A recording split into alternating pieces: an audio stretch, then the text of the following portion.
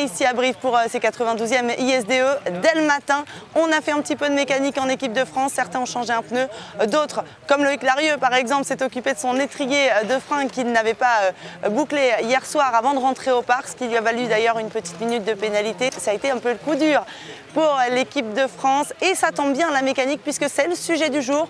On va suivre les mécanos, les suiveurs, voir leur rôle et les particularités de la mécanique au 6 jours et puis bien sûr les performances de nos bleus.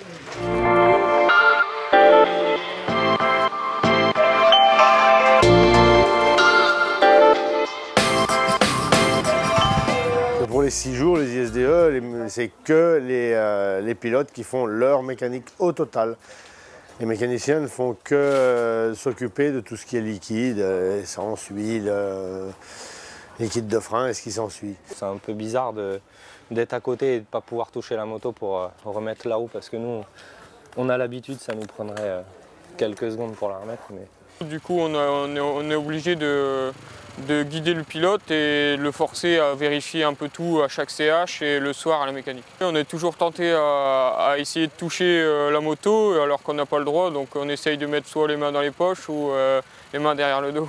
Moi, c'est vrai que j'essaye de coordonner tout le travail de ces gens-là avec le travail des gens sur les points d'assistance, qu'on appelle les CH, les tank check. Et,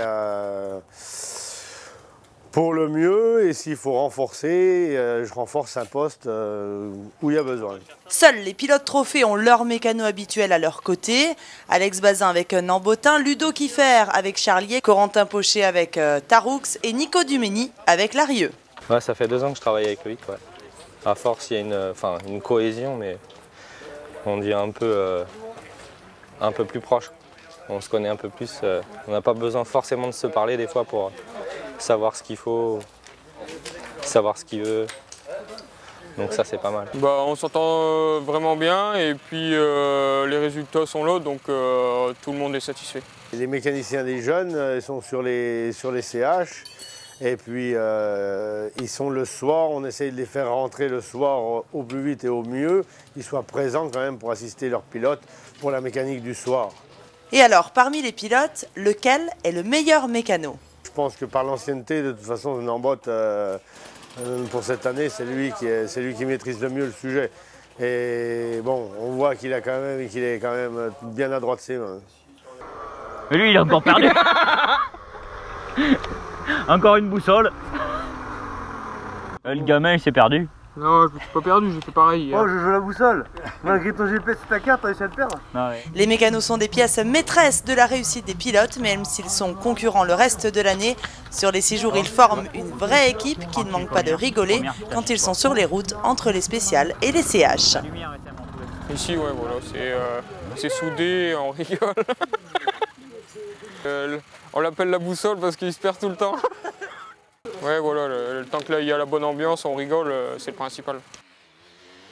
Après cette tranche de rigolade, place à la course sur la même boucle qu'hier. Et du côté des féminines, une place gagnée au général. Elles sont sur le podium provisoire derrière l'Australie et les USA. Audrey Rossa est 11e du jour après avoir bien assuré sans jamais chuter. Juliette Bérez est quant à elle 9e de la journée, même si elle a souffert dans les spéciales trop défoncées à son goût. Enfin, Samantha Tiché est toujours chef de file de nos féminines tricolores. Elle termine 7e malgré une chute qui lui a fait perdre beaucoup de temps. Sans ça, elle l'assure, elle aurait terminé 5e de la journée. Du côté des jeunes pousses du junior, ils sont 2e au classement provisoire et les 3 sont dans un mouchoir de poche.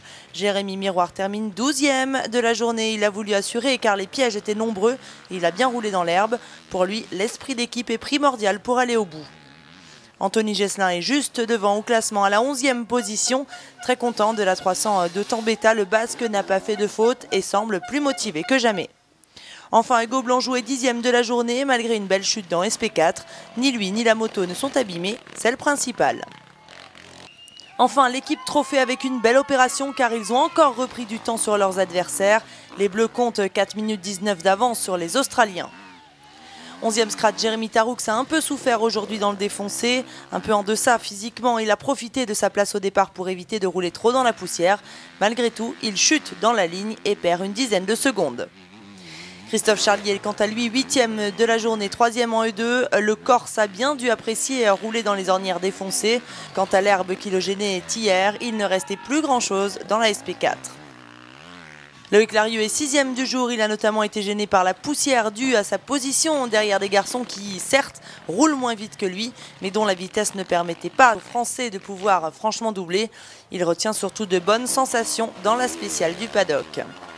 Enfin, Christophe Nambotin tient bon, il mène toujours le scratch, même s'il termine 5e aujourd'hui.